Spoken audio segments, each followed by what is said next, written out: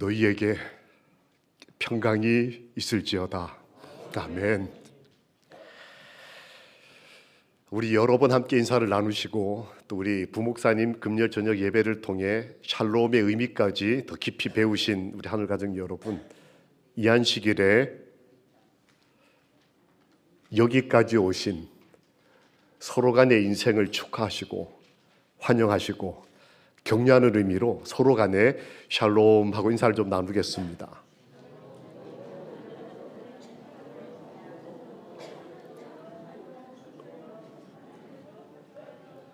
네, 고맙습니다. 오늘 새벽 5시에 마석 온도는 영하 12.8도였습니다. 체감 온도는 15도가 넘었습니다. 많이 추우셨죠? 이 겨울이 왜 있을까요? 겨울 좋아하시는 분 계십니까? 야, 난 겨울이 너무 좋아. 더 추웠으면 좋겠어. 눈 좀 제발 많이 와. 바람도 좀 불었으면 좋겠어. 하시는 분 계셔요? 이 손을 들려고 지금. 예. 유대력하고 우리가 쓰고 있는 그레고리력, 우리가 쓰는 달력과 성경의 달력은 조금 다릅니다. 유대력으로는 9월, 우리 달력으로는 11월, 12월이 되면 이제 겨울입니다. 입동을 지나면서 겨울을 시작하면 눈, 얼음, 미끄러움, 때로는 겨울에 추적추적 내리는 많은 비, 낮은 기온, 상당히 불편하죠. 사람들의 활동이 늦어지거나 멈춥니다. 우리 인생에 겨울이 찾아온다면 어떻게 하면 좋을까요? 참 화려했고 풍성했던 내 열매, 과실, 잎 다 떨어지고 겨울을 버텨내기 위해서 나무들은 자신 안에 있는 수액을 다 밖으로 배출합니다. 왜 그럴까요? 그러지 않으면 얼어 터져 죽으니까 바짝 마를 때까지 자기를 비웁니다. 우리 인생에 이런 겨울이 온다면, 혹시 왔다면 어떻게 하면 좋을까요? 저희처럼 겨울을 맞았던 한 성경의 인물이 있습니다. 여러분, 성경에서 겨울 고생한 사람 하면 떠오르는 사람 있으십니까? 겨울, 그 사람 참 겨울에 고생했겠다 싶은 사람. 성경에 겨울과 연관된 사람은 많지 않아 보입니다. 그런데 다윗이 저희처럼 겨울에 고생했던 그리스도인입니다. 어떤 고생을 했느냐? 그가 정말 자랑스럽고 위대한 전적을 이뤘습니다. 돌멩이 맡겨가지고 전투에 나갔다가 누굴 이겨요? 골리앗을 싸워 이깁니다. 그래서 그가 가는 곳마다 전승했기 때문에 돌아올 때가 되면 사람들이 노래를 부르기 시작했습니다. 현 지도자 사울의 지지자는 얼마고 천천히요, 다윗은 만만이라는 노래를 부르기 시작했어요.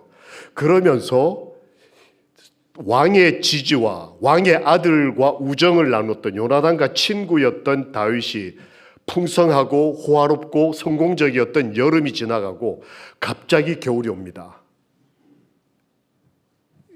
사울이 창을 들고 다윗을 죽이려고 창을 던졌는데 이게 빗나갑니다. 그러니까 다시 창을 들고 거듭 다윗에게 던지면서 다윗의 인생에 시련이 왔다는 것을 신호하기 시작했습니다. 다윗이 도망을 가는데 어떻게 도망을 가느냐? 만만이나 지지를 받던 사람이 아내가 달아내려준 바구니 타고 탈출합니다. 이 남자가 고대 유대력에서 여자의 도움을 받아 비상 탈출하는 일은, 그것도 아내는 남겨놓고, 이 굉장히 수치스러운 경험이었을 거라고 예상이 됩니다. 다윗의 인생에 겨울이 왔어요. 그리고 쫓겨서 간 곳이 사무엘상 22장에 보면 아둘람이라고 불렸던 굴, 사막에 있는 굴 안으로 도망을 가서 몇 달을 보냅니다. 그러다가 갑자기 이 다윗이 너무 목이 마르고 고향이 그립고 옛날이 그리워서 그곳에서 약 28km, 우리로 말하면 한 서울쯤 되는 거리에 있던 베들레헴에 자기가 양을 칠 때 먹었던 물이 먹고 싶다고 한마디 툭 해요. 그럴 때 있지 않습니까? 아, 나 옛날 그때 그 시절이 그리워. 그때 베들레헴에서 아주 피리 불고 양과 함께 예수님 생각하며 살았던, 시집고 그랬던 그 베들레헴이 너무 그립고 고향이 그립고 그래서 베들레헴 우물에 물 한번 마시고 싶다라고 말 한마디 했는데 갑자기 주변에 있던 용사 3명이 친구가 당시 아둘람 굴과 베들레헴 사이에 있는 블레셋 진영이었습니다. 즉 적군이 점령하고 있던 땅이었어요. 거기를 왔다 갔다 하려면 목숨을 걸어야 했습니다. 그런데 다윗이 목이 마르다니까 군인들이 목숨을 걸고 그 적진을 뚫고 가서 베들레헴에 가서 물을 떠가지고 옵니다. 겨울에, 이스라엘의 겨울에는 건기입니다. 즉 비가 오지 않아요. 우기 때, 건기 때 이제 막 지나서 이제 우기가 끝나고 건기로 넘어가는 그 시절에는 물을 사막에서 구하기가 쉽지가 않습니다. 그래서 목이 말랐던 동료들 약 400명이 목말라고 있을 때 목숨 걸고 또 온 베들레헴 우물물, 이걸 다윗이 마셨을까요? 못 마시고 하나님께 드립니다.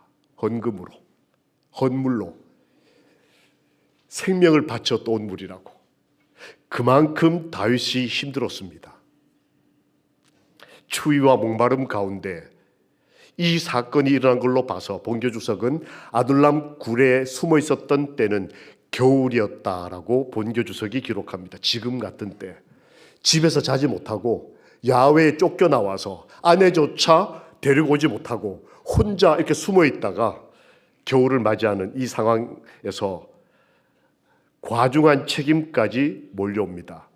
소문을 듣고 환난 당한 사람, 억울한 사람, 빚진 사람들이 1명, 2명 몰려오더니 이 아무것도 없는 다윗에게 400명이나 붙어요. 그러니까 혼자 먹고 살기도 힘든데 400명을 책임져야 하는 부담스러운 겨울.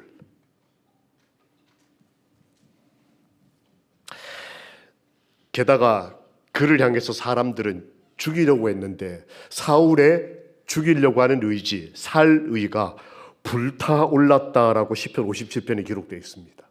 누군가가 나를 죽이려고 하는데 열정적으로 죽이려고 하는 거예요. 그 다음에 시편 57편에 보면 이런 표현도 나옵니다. 칼 같은 비방. 이 무슨 말이냐면 남들이 나에 대해서 나쁜 말, 비난을 하는데 그게 나한테 뭐 같았다? 칼 같았다.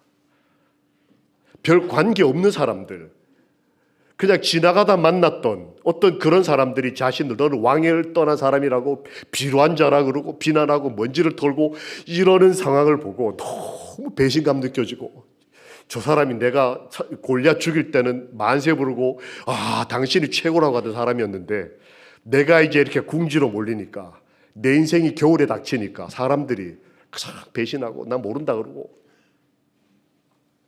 그들의 하는 말들이 칼처럼 느껴졌다. 이 시편 57편은 다윗이 아둘람 굴에서 겨울을 지날 때 썼던 성경절입니다. 그들이 나를 죽이려고 하는데 너무 힘들다. 그들이 나에 대해서 비난하고 욕하는데 칼같이 내 가슴에 꽂힌다. 다윗이 그런 겨울을 보내고 있었습니다. 다윗의 고난, 겨울은 또 다른 한 표현에 이렇게 되어 있습니다. 이 재앙들이 지나기까지라는 표현이 시편 57편 1절에 나와요. 그러니까 지금 다윗이 이해하고 있는 이 고난은 과거도 아니고 현재도 아니고 과정 중이라고 이해를 한 겁니다. 앞으로도 뭐가 있다? 고난이 있다.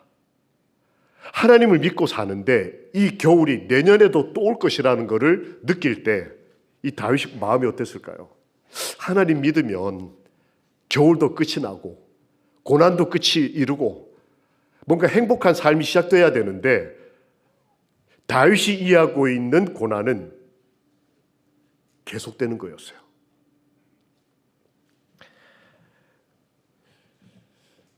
게다가 자기 때문에 너무 힘이 들어서 놉이라고 하는 지역에 있는 아히멜렉이라는 목사님한테 찾아갑니다. 목사님, 제가 너무 힘들어요 하고 상담을 하고 지나갔어요. 잠깐 목사님, 옛날 알던 목사님한테 다윗이 가서 힘들어요. 그 다음 제가 아무것도 손에 없습니다. 그러니까 이 전에 있는 내가 죽였던 골리앗의 뭐요? 칼 거기다 놔뒀거든요. 그거 좀 주세요. 그럼 제가 그 칼 하나 가지고 가볼게요 하고 칼을 얻어가지고 왔는데, 사울이 그 소식을 듣고 노베에 있던 목사님 85명과 그들의 가족과 그들이 키우던 병아리까지 다 죽여버립니다. 그 다윗이 그 소문을 들었을 때 얼마나 놀랐겠어요. 나 때문에 목사님 85명, 85명, 그리고 그들의 사모님들하고 자녀들하고 그들이 키우던 소, 양, 병아리까지 다 죽었다니까 다윗의 마음이 어떻겠냐고요. 나 때문에 사람들이 복을 받아야 되는데 사람들이 힘들어진다. 이게 얼마나 깊은 겨울입니까? 꼼짝 못하겠네. 얼마 후에는 아내 미갈을 장인이었던 사울이 다른 남자에게 줘버립니다. 그리고 그의 스승이자 그에게 기름 부으셨던 원로 목사님 사무엘 목사님이 죽습니다. 그래서 시편 57편 6절에 다윗이 그 겨울을 지나면서 하나님한테 이렇게 기도를 합니다. 하나님, 내 영혼이 억울합니다. 다윗 하면 굉장히 위대한 신앙인이잖아요. 시편 23편 얼마나 아름답습니까? 골리앗을 이긴 위대한 장수입니다. 다윗의 별, 이스라엘 역사 가운데 아직도 가장 위대한 왕으로 불리는 사람이 다윗입니다. 데이비드요. 그래서 영어 이름에 데이비드라는 이름이 가장 많아요. 우리 아들이 누구처럼 되면 좋겠다. 유다의 왕 다윗처럼 되면 좋겠다. 그런데 다윗의 마음은 어느 날 한겨울에 하나님 앞에 뭐라 그러는 거예요? 하나님, 내 인생이 너무 춥습니다. 외롭고 힘들고 부담은 가중되고 먹여 살려야 할 사람은 많고, 근데 내가 언제 죽을지 모르겠고, 그런데 하나님, 제가 무슨 죄를 지어서 오죽 답답하니 하나님한테 뭐라 그래요? 하나님, 저 지금 억울합니다. 이렇게. 야, 성경에 하나님께 억울하다라고 얘기하는 그리스도인이 있더라고요. 얼마나 답답했으면 이랬을까. 어린 시절에 마룻바닥에서 예배 드리던 때가 있었습니다. 그때 어르신들은 기억하실 겁니다. 이렇게 좋은 에어컨 난방 같은 게 없고, 그때는 가운데다가 톱밥, 나무 가루를 이렇게 넣어서 이렇게 열을 내는 난로 하나가 가운데 있고, 그걸로 이제 예배를 드리는 때였습니다. 바닥에 무릎 꿇고 예배를 드릴 때인데, 제가 있던 교회는 특이한 한 가지 상황이 있었습니다. 교인들이 오시면 보통 어디부터 앉을까요? 저 같으면 앞줄부터 앉든지 난로 옆부터 앉든지. 그런데 그 교회에서 가장 힘들고 어려웠던 한 할머니 집사님이 계셔요. 그분은 교회에 오시면 자리가 두 개가 있습니다. 하나는 제일 앞줄에 앉으시든지 아니면 제일 뒤에 앉으시든지. 교인들이 다 난로 옆으로 가셔요. 어른이시니까. 난로 옆만 따뜻하고 나머지는 다 추우니까요. 이쪽 제일 끝은 입김이 나올 정도로 추워요. 그런데 이분은 꼭 오시면 제일 앞줄, 즉 제일 앞줄도 난로에서 제일 먼 곳이에요. 그리고 제일 구석, 난로에서 제일 먼 곳에 먼저 자리를 딱 잡으세요. 그럼 그 다음에 오시는 분이 어디로 갈까요?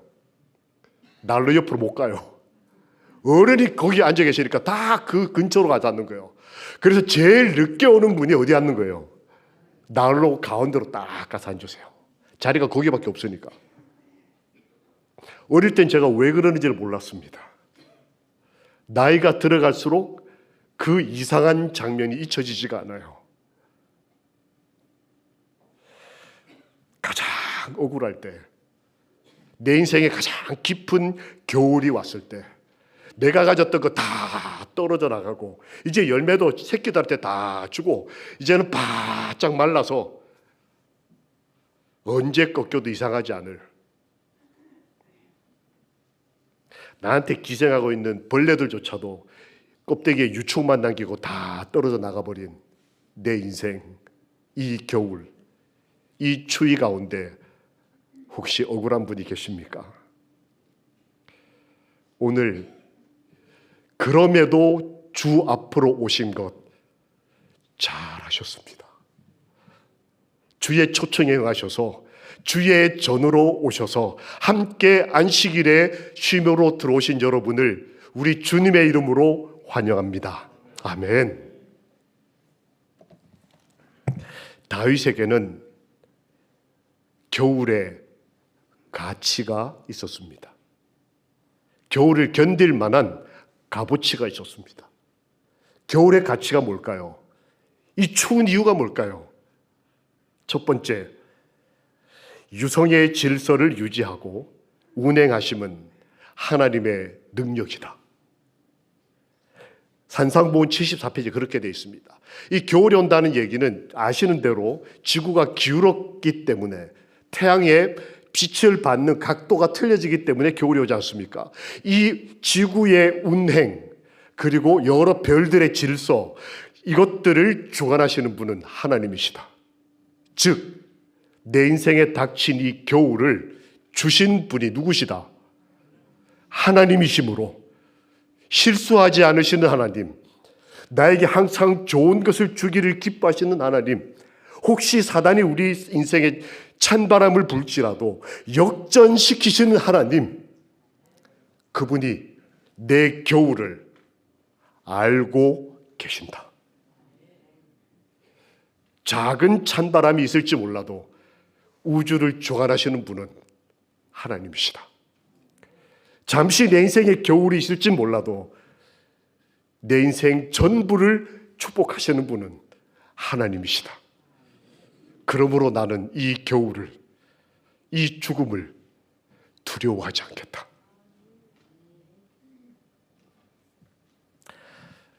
여러분 이곳에 오신 것은 여러분 한 분 한 분의 인생이 오셨다는 것을 하나님은 아십니다. 여기에 거저 오신 분이 안 계실 겁니다. 다윗처럼 억울할 만큼 많은 인생의 짐을 지고 또 해결할 수 없는 그런 것까지 가슴에 담고 오신 한 분 한 분의 그 겨울을 하나님은 알고 계신다. 이게 그 겨울의 가치의 첫 번째, 그 겨울의 주관자가 누구시다? 하나님이시다. 하나님의 능력이 이 모든 것을 주관하고 계심을 믿는 것. 두 번째, 겨울의 가치는 겨울 곡물들에 있습니다.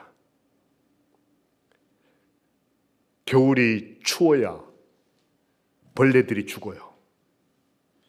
겨울에 비가 오거나 눈이 와야 겨울 밀과 겨울 보리가 싹을 틔우고 자랍니다. 한때 우리 인생에 닥치는 추위와 겨울 눈과 겨울 비가 참 억울할 때가 있어요. 왜 이러시나 하나님께서. 그런데 알고 보면 그 겨울 추위와 겨울 눈과 겨울 비 때문에 겨울 곡식들이 자란다. 그래서 내년 봄이 되면 벼를 생산하기 전까지 무슨 고개요? 우리 한국의 보리고개. 곡식이 다 떨어진 그때 우리가 보리를 먹을 수 있도록 이 겨울을 하나님이 허락하시는 거다. 역경에 처하면 그리스도의 옷을 입으라. 자기를 신뢰하며 자신의 품성의 완전함을 신뢰하는 사람들은 시련의 폭풍을 만나면 그들의 가장된 의의 옷을 잃어버리지만 하나님을 진심으로 사랑하며 두려워하는 참된 의인들은 역경에나 순경에나 한결같이 그리스도의 의의 옷을 입는다. 겨울이 되면 겨울 곡물을 우리가 키울 수 있음과 동시에 상록수를 발견한다는 거예요. 여름에는 다 푸르고 나도 멀쩡한 것처럼 보이지만 한 번 겨울이 지나보면 어떤 나무가 푸른 나무인지, 어떤 나무가 충성스러운지, 어떤 나무가 이 추위에서도 그 생명을 유지하는지, 자기를 다 비워내고 말라 죽은 것처럼 보이지만 하나님이 그 가운데 있는 생명의 씨앗을 지키시고 그래서 내년 봄에 다시 싹을 틔울 그 상록수. 비록 푸른색이 조금 반해서 이상한 색으로 좀 변할지언정 아무렴 어떻습니까? 하나님이 내 마음에 있는 푸르름을 아시고 내 머리가 백발이 되고 내 살 가죽이 주름이 져 저기 있는 말라 비틀어진 한 겨울나무 같을지라도 하나님은 내 심장에 아직 뛰고 있는 이 붉은 피를 아시고 내가 오늘 여기 걸어오기까지 최선을 다했다는 것을 아시고 미끄러지지 않으려고 얼마나 노력하셨어요. 제가 보니까 교회 앞에 거기 이렇게 미끄러운 데 있으시죠? 한참 빨리 오시다가 거기서는 천천히 걸으세요. 하나님이 그걸 다 보신 것입니다. 여러분, 일주일 동안 수고 많으셨습니다. 그리고 인생과 삶을 담아 여기까지 걸음하신 것, 안식일의 주인 되신 예수님께서 기억하사 생명으로 보답해 주시기를, 우리를 상록수 되게 해 주시기를 예수님의 이름으로 축원합니다. 아멘. 겨울에 또 다른 축복이 있습니다. 활동이 멈춘다라고 하는 것이 어떤 의미를 가지느냐? 욥기 37장 7절을 주석한 본교 주석에 이렇게 기록되어 있습니다. 활동을 멈추는 시기는 명상을 할 기회이다. 무엇을 명상할 것인가?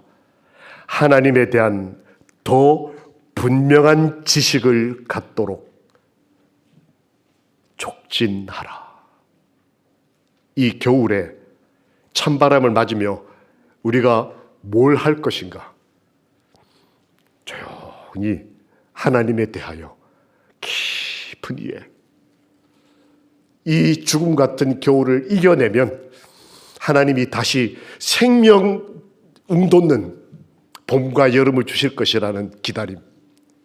이 겨울에도 내 인생을 지켜주시는 하나님의 은혜, 과거의 그 어려웠던 순간들을 하나님이 극복해 주시고 이겨내게 힘 주시고, 그래서 내가 지금 70이요 80이요 여기까지 왔습니다. 내가 지금 눈도 성치 못하고 허리도 아프고 이곳저곳 내 삶의 무게가 무겁지만 여호와가 살아계심으로, 내 생명을 붙드심으로 내가 다시 하늘을 바라봅니다. 성경에 보면 이 겨울을 이겨낸 사람들이 나옵니다. 그래서 어떤 의미에서 다윗은 이 겨울을 견디는 것이 용기가 됐을지 모르겠습니다.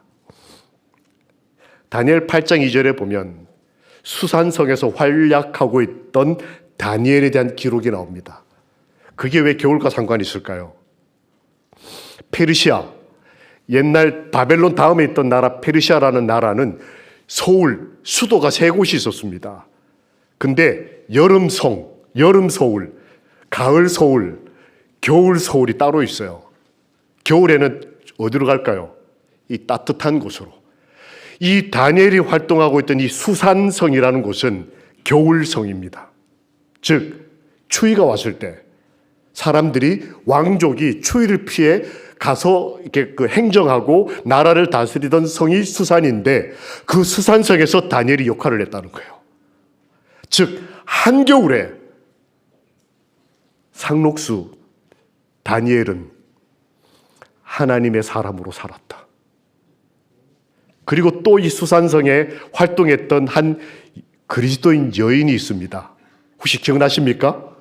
수산성 에스더입니다. 에스더가 내가 죽으면 죽으리라 하고 자신의 목숨을 걸고 왕 앞에 나아갈 때 그게 수산성이었어요. 다른 말로 하면 겨울이었습니다. 한겨울에 그 유대인들에게 닥친 시련, 날씨도 겨울인데다가 온 민족이 멸망당할 것 같았던 그 영적 겨울에 한 그리스도인 여성이 목숨을 걸고 하나님 앞에 민족을 구원하는 그리스도인으로 섭니다. 에스더 1장 2절에 보면 에스더의 활약이 이 수산성에 써 있었다.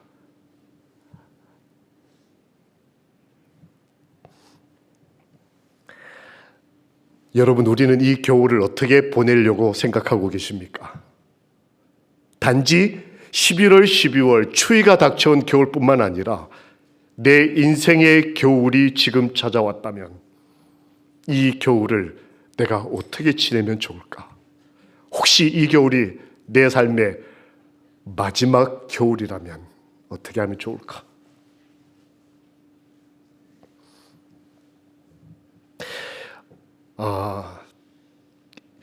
재림연수원에서 가장 낮은 온도를 경험한 것이 영하 24도였습니다.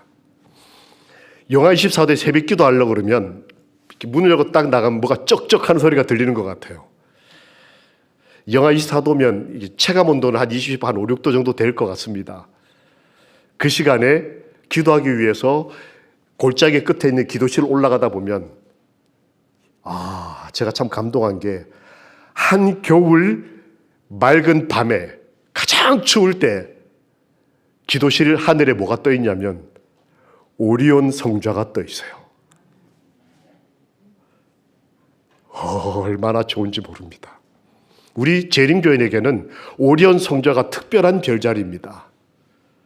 그 별자리의 한 부분을 통해 예수님께서 하늘과 우리를 연결시키겠다고 말씀하셨습니다.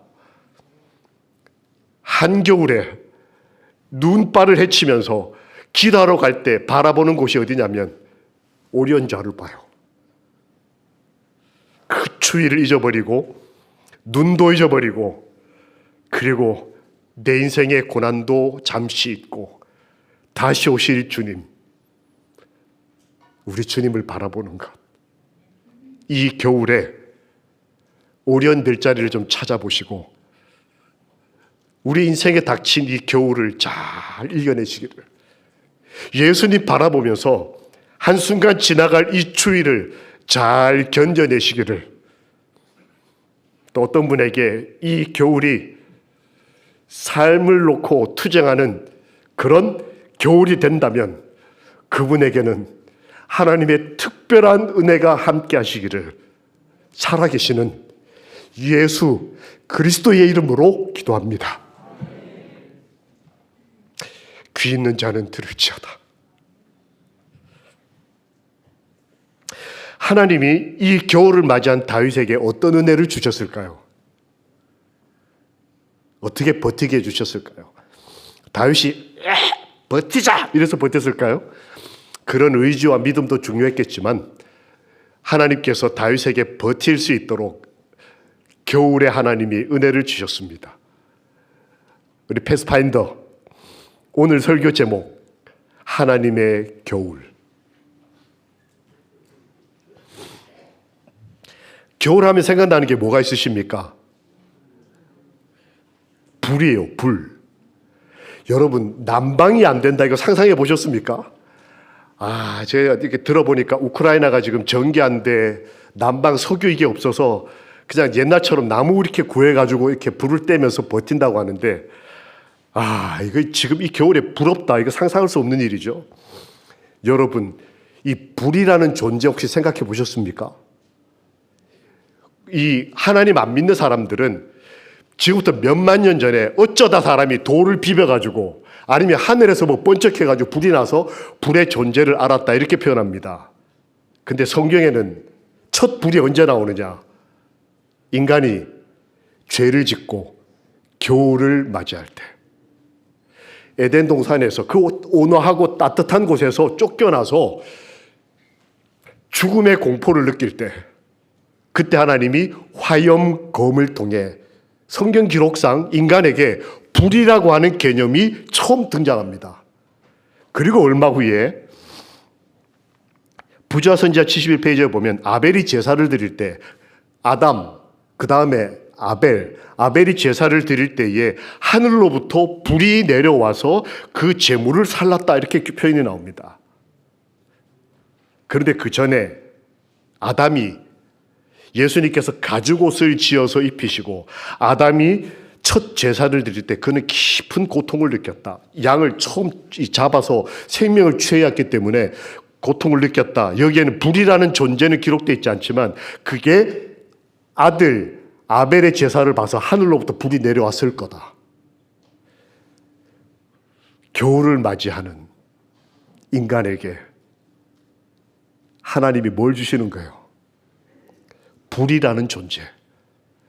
얼핏 생각하면 하나님 존재를 믿지 않는 사람들은 고릴라가 머리 써서 이거 했다고 생각하지만 성경은 그렇지 않다.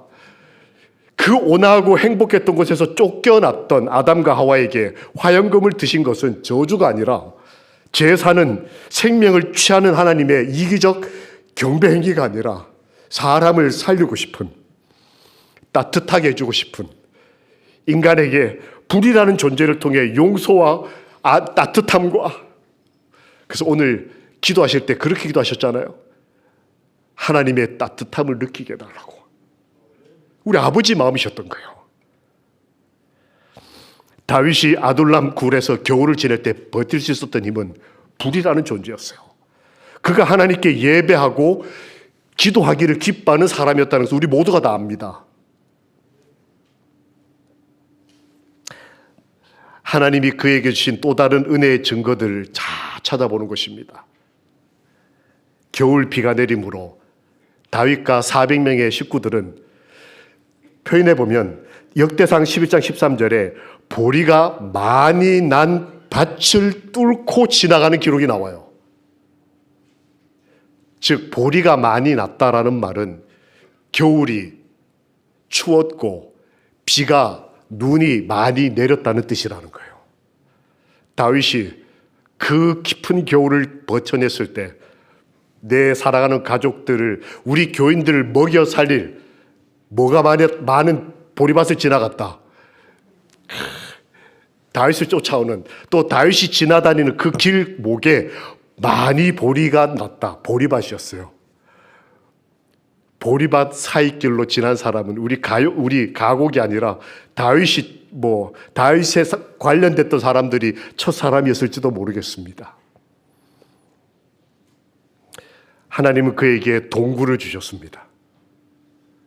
어떤 사람들은 이 동굴을, 이런 집도 아니고 아파트도 아니니까 얼마나 비참하게 보겠습니까? 그런데 역대상 11장 15절에 아둘람 굴 다윗에게 누군가가 왔다는 기록이 나왔는데 그 다음 절 역대상 11장 15절에 아둘람 굴, 그런데 16절에 다윗은 산성에 있고 라고 기록이 되어 있어요. 다른 말로 하면 남들은 그곳을 뭐라고 불렀는데요? 굴이라고 부르는데 다윗은 그것을 뭐라고 불렀어요? 산성이라고 불렀다는 거예요. 세상 사람들이 볼 때 내가 다니는 이 교회, 내가 살고 있는 내 집, 혹시 굴이라고 할지 모르겠습니다. 나는 그런 데 안 다녀. 나는 그런 집에서, 세상에 재밌는 게 얼마나 많은데, 남들이 볼 때는 굴처럼 보이는 곳을 다윗은 뭐라고 표현했냐면 산성이다. 근데 여러분 아시는 대로 다윗은 이렇게 말합니다. 시편 144편 2절에 여호와는 나의 사랑이시오, 나의 요새이시며 나의 산성이시다. 다윗은 하나님에게서 굴을 선물 받았는데 그 굴이 산성이고 그 산성이 여호와시다.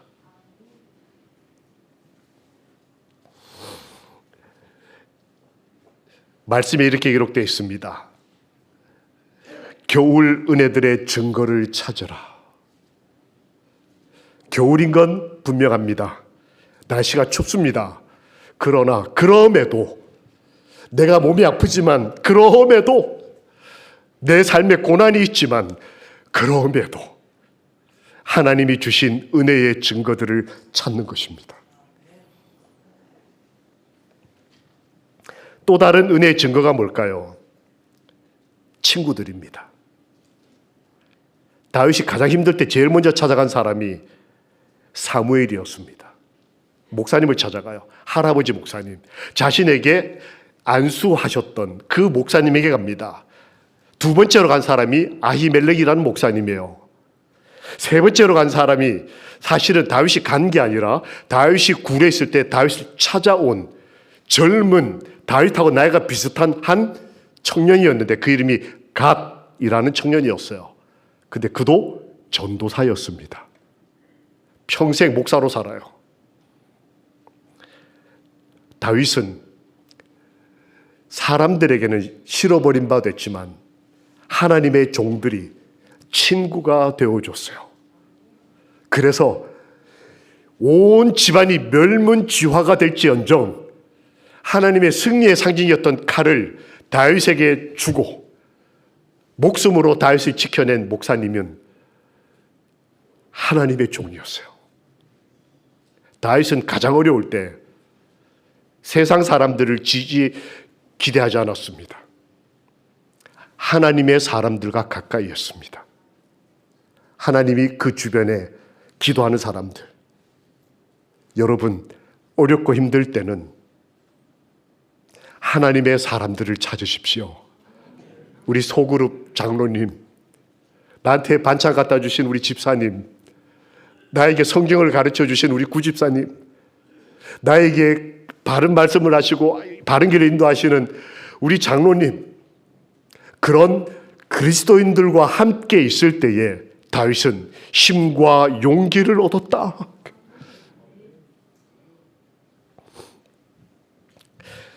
그리고 그에게는 친구들이 있었습니다.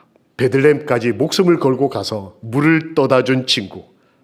그런데 이 다윗은 그 친구들의 우정과 신의와 형편이 어려워졌다고 손 떼고 도망가는 그런 사람이 아니라 끝까지 함께 있으면서 다윗이 그 물을 하나님께 부어드릴 때 그 예배를 함께 드렸습니다. 그래서 이스라엘에게는 주요 명절 가운데 하나님께 물을 제사로 드리는 명절이 있어요. 다윗이 물 아무것도 아니지 않습니까?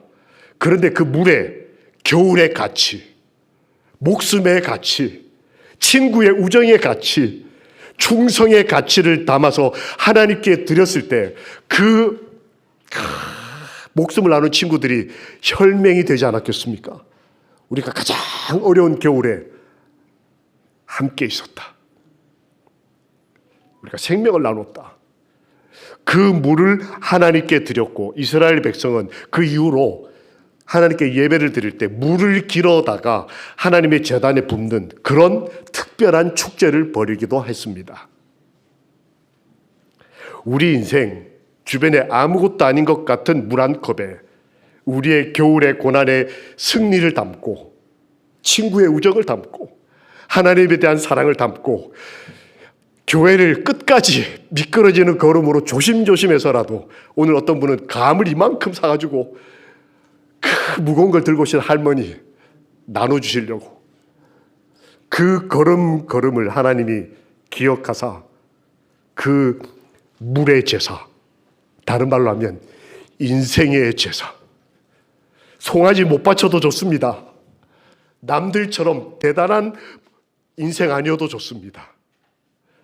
물 한 잔만이라도 겨울을 이겨낸 인생을 담으신다면 하나님은 기쁘게 받으시고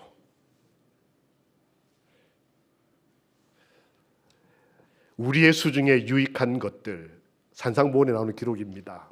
겨울이 되면 우리 수중에 유익한 것들, 햇빛, 소나기, 매끼 먹는 식사, 매 순간 유지되는 생명, 이것은 하나님의 사랑의 선물들이다. 내가 힘들고 어려울 때면 주변을 돌아보는 것입니다. 햇빛 한 줄기, 겨울 소나기 한 방울, 매끼 먹는 가난한 식사라도 밥 한 끼, 내가 지금 살아있다고 하는 것, 이건 하나님의 사랑의 선물이다. 그러니 이 겨울을 견디거라. 우리 아버지가 그렇게 말씀하시는 겁니다. 다윗은 이 굴 안에서 하나님의 은혜를 또 경험합니다. 시편 57편 2절에 이렇게 기록되어 있습니다. 나를 위하여 모든 것을 이루시는 하나님. 그가 굴 안에서 고백한 글이에요. 하나님은 나를 위해서 모든 것을 이루시는 하나님이다. 이렇게 번역이 됐는데, 이 이루시다라는 말의 원래 말은 완성하다라는 말입니다. 그러니까 다윗은 어떤 믿음을 가지게 됐냐면, 내가 지금 겪고 있는 이 겨울, 이 고난, 이 추위는 내 인생을 완성해 가시는 하나님의 큰 뜻 가운데 이만큼이다. 그러니까 나에게 주신 복, 나에게 주신 인생 감사하고 기뻐하며, 그러므로 이것 또한, 이 겨울 또한 내가 넉넉히 이기리라. 하나님이 나를 위하여 모든 것을 완성하실 것이다. 그는 하나님이 구해 주시리라는 확신을 가지게 되었다. 그래서 쓴 글에 보면 이렇게 기록됐습니다. 내 마음이 확정되고 확정되었사오니. 이 위대한 기독교적 선언, 내 마음이 하나님을 향해서 확정되고 확정되었사오니, 이 위대한 말은 가장 깊은 겨울, 가장 내 인생에 찬바람이 많이 불던 날, 가장 몸이 약할 때 내 마음이 확정되고 확정되었사오니 내가 새벽을 깨우리로다. 여러분, 이 말씀 기억나십니까? 내가 새벽을 깨우리로다. 이 말이 언제 터져나온 고백이냐? 다윗이 가장 어려운 겨울을 지나던 그 굴 안에서 내가 새벽을 깨우겠다. 이 어두운 밤, 이 어두운 겨울을, 추위를 끝내고 내가 다시 하나님 앞에 서겠다. 하나님께서는 어떠한 환경에서도 그리스도인이 신실함을 보이기를 원하신다. 후퇴를 원치 않으신다. 이런 표현이 다 있더라고요. 그분을 따르는 기독교의 아름다움을 보여주고, 자기나 사단을 섬기기보다 하나님을 섬기는 것이 우월함을 그리스도인들이 드러내기를 바라신다. 하나님은 어떠한 환경에서도, 겨울일지라도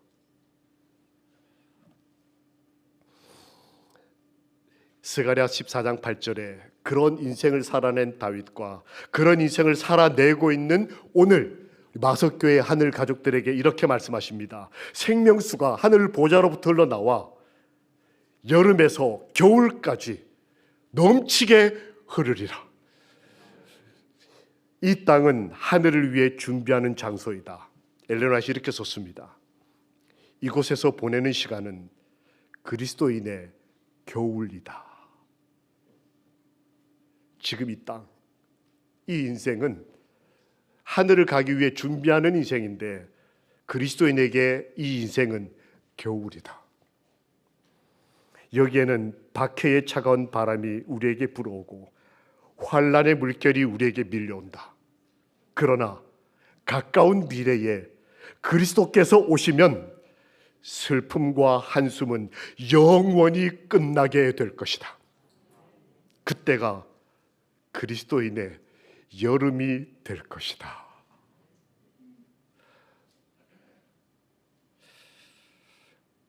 오늘 추운 새벽을 열면서 여름을 사모하게 됐습니다. 오리온 별자리를 보면서 예수님이 다시 오실 그 여름을 상상합니다. 귤 좋아하십니까? 요거 하나 얼마쯤 할까요? 귤 좋아해? 이거 얼마면? 100원, 500원, 2만 원.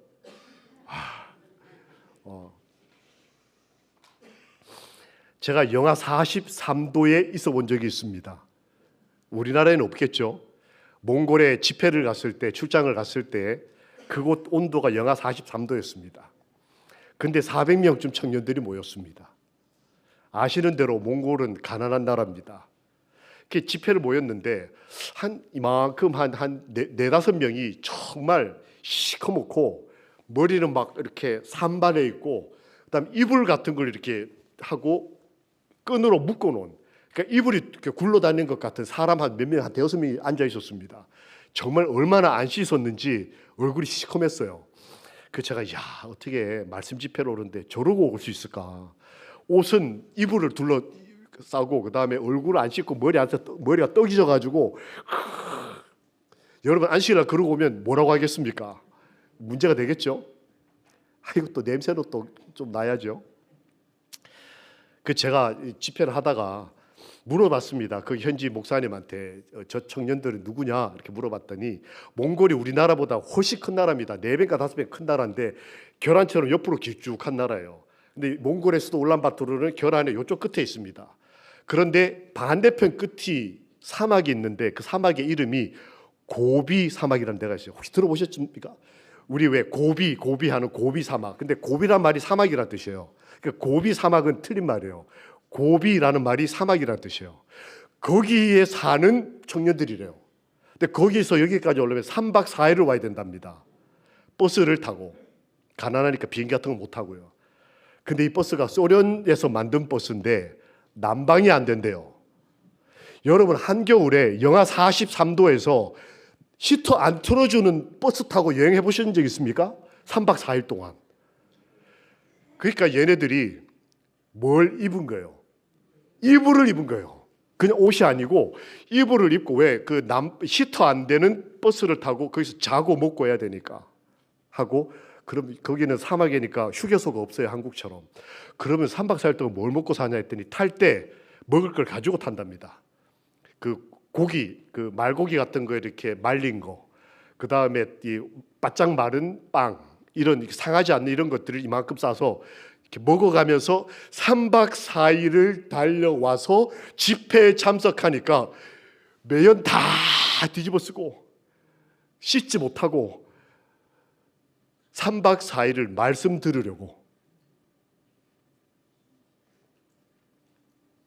달려온 청년들. 제가 점심을 먹는데 요만한 그릇에다 죽 비슷한 걸 이렇게 내오셨습니다. 그래서 제가 이거 이제 에피타이어인 줄 알고 열심히 먹었습니다. 이 먹고 스프인 줄 알고 후다닥 먹고 이제 다음 걸 기다렸는데 그게 끝이라는 거예요. 뭐 더 안 주세요 했더니 다 하라는 거예요. 아니 뭘 밥을 이렇게 주근주근 했더니 목사님 불평 그만하라고. 목사님, 거기 당시 청소년 부장이 한국에서 선교사로 가 계셨던 목사님이셨어요. 이렇게 얘기를 하는 겁니다. 몽골 선교 역사상 집회할 때 단체로 밥을 준 게 그날이 처음이었대요. 집회를 하면 먹을거리를 다 싸가지고 와서 잠자리도 각자 알아서, 그래서 교회 바닥에서 그냥 다 잔대요. 이쪽 교회는 남자, 저쪽 교회는 여자. 그리고 먹는 건 각자 알아서. 교회에 돈이 없으니까. 근데 이 한국 목사님이 선교사로 가가지고 너무 불쌍하고 안 됐으니까 한국에 부탁을 해가지고 돈 많은 장로님들한테 몇백만 원 얻어가지고 이 청년들 400명을 몽골 교회 역사상 처음으로 밥을 급식을 해준 거예요. 그러니까 그래도 돈이 많지 않아가지고 이게 전부였던 거예요. 전 그것도 모르고 후다닥 마셨네요, 그거를. 자꾸 남의 거 쳐다보니까 남들이 자꾸 저걸 눈치를 줘요. 자꾸 남의 거 탐내지 말라고. 그런데 조금 있다가 이게 나왔습니다. 우리 한국은 귤 박스로 팔지 않습니까? 근데 거기는 박스로 사 먹는 사람이 없어요. 돈이 없어서. 그럼 귤 어떻게 먹을까요? 낱개로 비닐 포장이 다 돼 있습니다. 우리 한국에 요즘 편의점 가면 사과 하나 뭐 이렇게 낮게 포장하는 것처럼 그건 먹기 쉬우라고 하는 거고, 그 나라는 한 박스씩 사 먹을 돈이 없기 때문에 한 개씩. 그래서 귤을 주는데 낮게 포장된 귤을 하나씩 다 주더라고요. 목사님, 이 귤은 뭡니까 했더니 목사님이 자기 월급에서 이 청년들이 너무 고맙고 귀여워서 좋아서 자기 월급에서 귤을 사가지고 하나씩 준다는 거예요. 이 귤 하나. 영하 43도 그 겨울에도 귤 하나를 감사히 여기며 죽 한 그릇을 하나님께 감사드리며 먹으면서 말씀 듣고 오해는 전도하고 서로 사랑하고 헌신하고. 제가 올 때 몇 청년들이 와서 선물을 준다 그래서 저는 너무 좋았습니다. 추파춥스라고 아셔요? 막대기에 있는 요만한 사탕입니다. 추파춥스라는 사탕 2개를 주더라고요. 근데 그것도 거기 수입 사탕이라 귀한 거예요. 그 사탕 2개를 주머니에 넣어주는데 제가 그 사탕 2개를 받고 얼마나 좋은지. 영하 43도 겨울에도 귤 하나도 기뻐하며 추파춥스를 누군가에게 나눠주는 그리스도인들이 있다. 그들에게도 여름이 올 것입니다. 우리가 지난 일주일 추위와 눈보라와 싸웠습니다. 그러나 단순히 겨울이라는 계절적 의미를 넘어서 우리 인생의 겨울, 외로움, 배신, 고통, 죽을 것 같은 두려움, 400명이나 책임져야 하는 그 중압감, 미래에 대한 암담함, 이 모든 겨울을 하나님이 은혜를 더하셔서 햇빛을 주시고 겨울 밀과 겨울 보리의 싹을 보여주시고